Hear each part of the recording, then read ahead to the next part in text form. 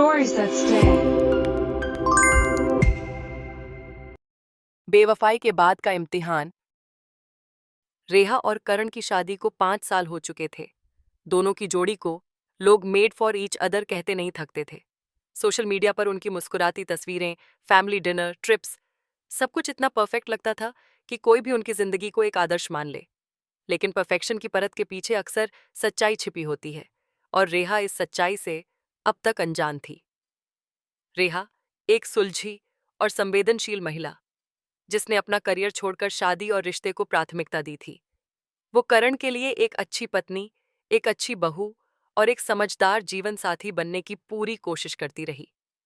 लेकिन शायद कुछ अधूरा था, जो धीरे धीरे उसकी मुस्कान के पीछे छिप गया था। शादी के पहले 2 साल तो जैसे किसी सपने की तरह थे।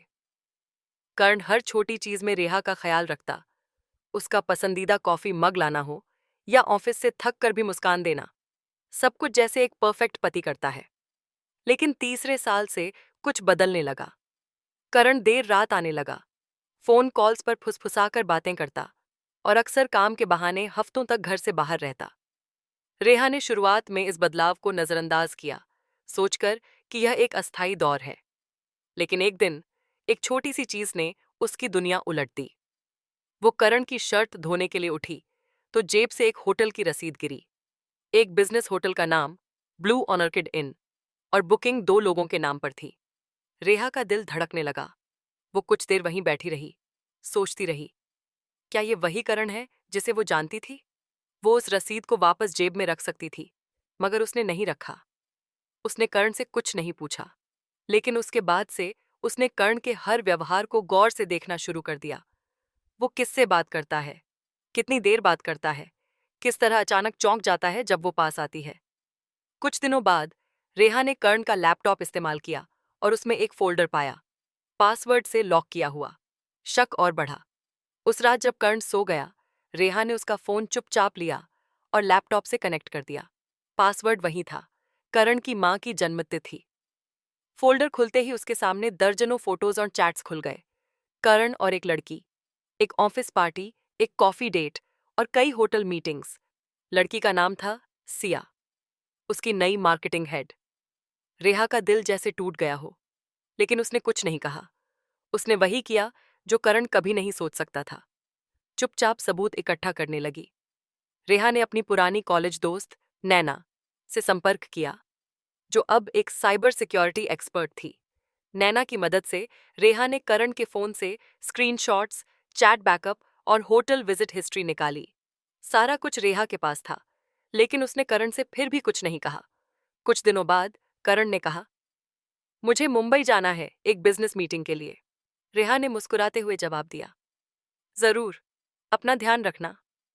लेकिन करण के जाते ही रेहा ने नैना के साथ मिलकर एक बड़ा कदम उठाया। उसने उसी होटल में एक बुकिंग करवाई, उसी तारीख पर। नैना ने एक ट्रैकर डिवाइस करण की कार में फिट किया था।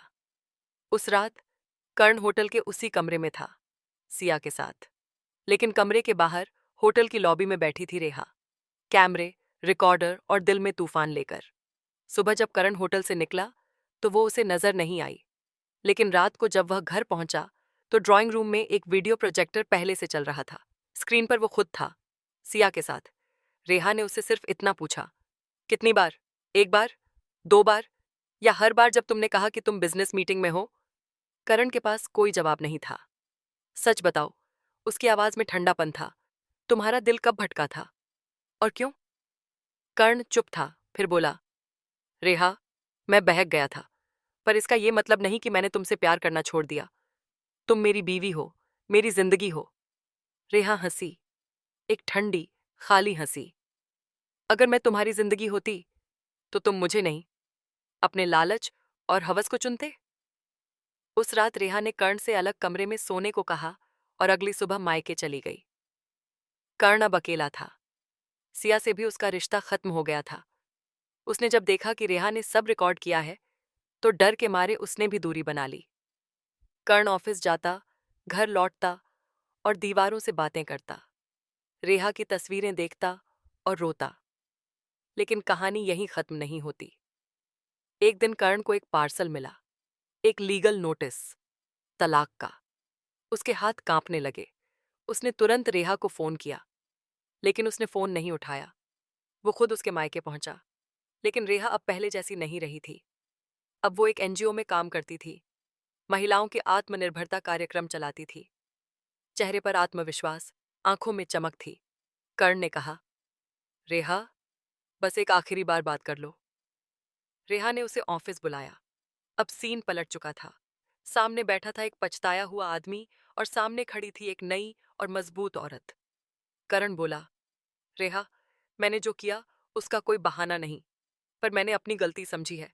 मैं खुद से नफरत करने लगा हूं। प्लीज, क्या हम फिर से एक शुरुआत कर सकते हैं? रेहा चुप रही, फिर बोली, कर्ण, मैंने तुम्हें माफ कर दिया है, लेकिन अब मैं तुम्हारे साथ नहीं रह सकती। मैंने खुद को खो दिया था तुम्हारे प्यार में।